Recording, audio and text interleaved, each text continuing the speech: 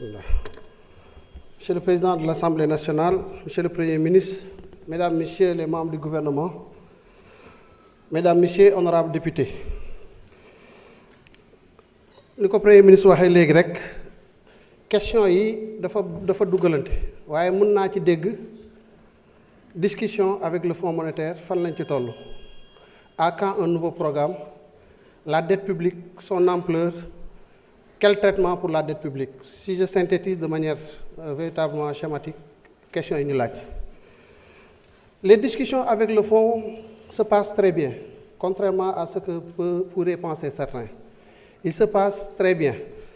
Maintenant, on l'a dit, si on se rappelle maintenant de l'enchaînement des événements, le 26 septembre, publication de l'audit du rapport de l'Inspection générale des finances. 12 février, certification du rapport de l'IGF par la Cour des comptes.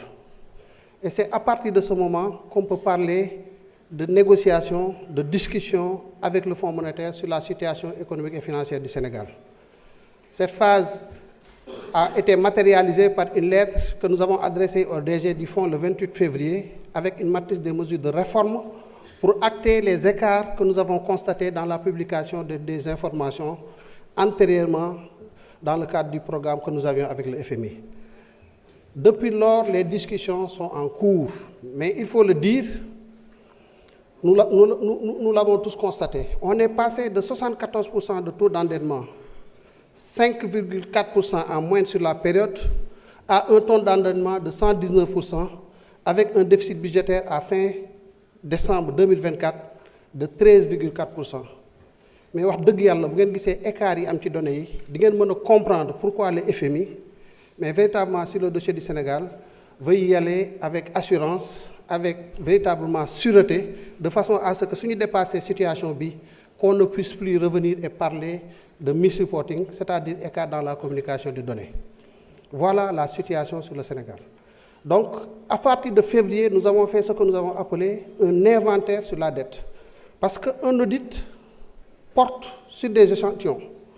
Maintenant, si vous avez des échantillons, le problème est que ce que vous faites, c'est sur la table, je fais un inventaire pour avoir la situation exacte des statistiques de nos finances publiques. Moi, je vous un rapport Mazars. Donc, tout ce travail qui a été fait, IGF, Cour des comptes, Mazars, c'est un travail complémentaire. Mazars est venu boucler la boucle en nous donnant la situation exacte sur la dette publique et sur les statistiques des finances publiques de manière générale. Nous avons avec le Fonds, il fallait faire la réconciliation des données, s'accorder exactement sur les chiffres, ce que nous avons fait. Et il y a une date importante dans le processus de discussion, c'est le 3 octobre 2025, où un conseil d'administration informel du FMI s'est tenu sous la présidence de la directrice générale. Et à l'occasion de ce conseil informel, le FMI a implicitement accordé une dérogation au Sénégal, c'est-à-dire qu'il ne va pas demander le remboursement de la dette contractée, et a donné go aux équipes du Fonds et à celles du Sénégal de pouvoir commencer les discussions sur un nouveau programme. Discussion yi commencé au mois d'octobre mi continuer. La situation bu jafé bobu taxna lu ci nek dañ koy tek sur la table discuter ci waxtan ci ba djubo. Biñ fi ñëwé je pense que c'était du 22 octobre au 6 novembre, on a discuté, biñuy dem ñu jox leen suffisamment d'informations, notamment dans le cadre de l'analyse de viabilité de la dette, pour que buñu teggé information yi ñom ci seen façon biñu liggéeyé ñu mun ñu wax comme ñun conclusion biñu aboutir, ñom ci ban conclusion lañu aboutir. Waye li ma leen mëna wax lenn lu leer fi moy waxtaan ak le FMI se passe très bien. Aujourd'hui, ñi ngi ci discussion yu sereine. Amna nak lu ci am ci côté situation de la dette et j'en profite pour répondre à la problématique de la dette posée par l'honorable député Sonko bu wax sur la viabilité de la dette.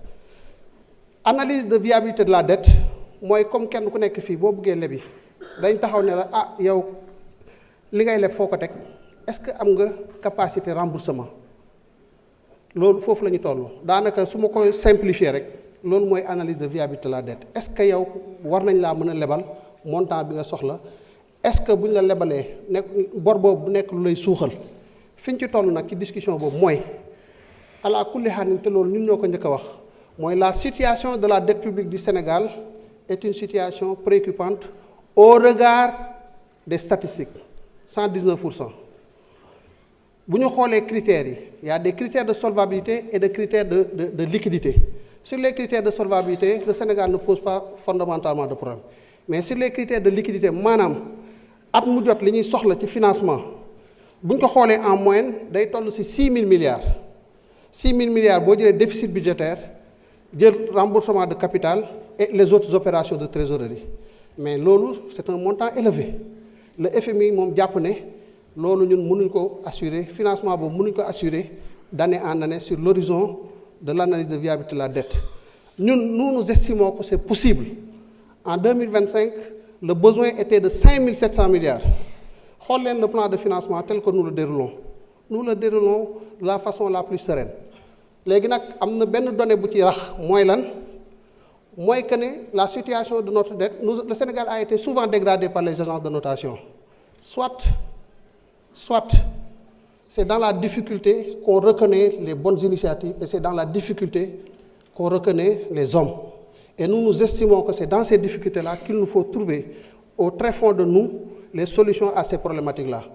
Et c'est ce que nous sommes en train de faire. On a présenté au fond une stratégie de gestion active de la dette.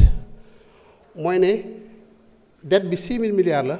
Am nañ ay opérations yoo xam ne dinañu permettre ci pic de remboursement yi ñu xool sources yi nekk des sources problématiques yépp ñu proposer un refinancement des conditions meilleures une maturité plus longue bu ñu remplacer dettes yooyu par des dettes avec des conditions plus acceptables une maturité plus longue on dégage de l'espace budgétaire et ça nous l'avons fait en 2025 sur la dette bancaire locale.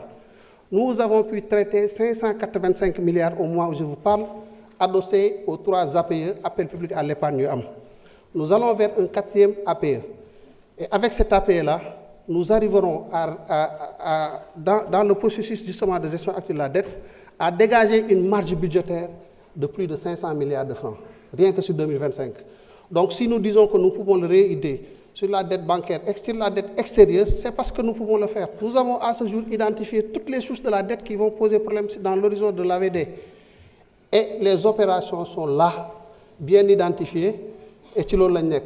Le Premier ministre, vous l'avez compris, nous a amené avec lui lors d'un dernier voyage. Et il y a beaucoup de choses qui se disent. Il y a des opérations que nous faisons avec d'autres partenaires. Et au moment où je vous parle, quand on est dans ce contexte-là, lu ci bari da nga koy lijjanti di ko dox ba tënk ko ba mu wér péng nga doog ci mën a wax waaye nous vous donnons une assurance sur le fait que les négociations avec le fonds se passent très bien. La problématique de la dette, elle est là, mais nous allons la gérer et nous sommes sur la voie. Je vous remercie.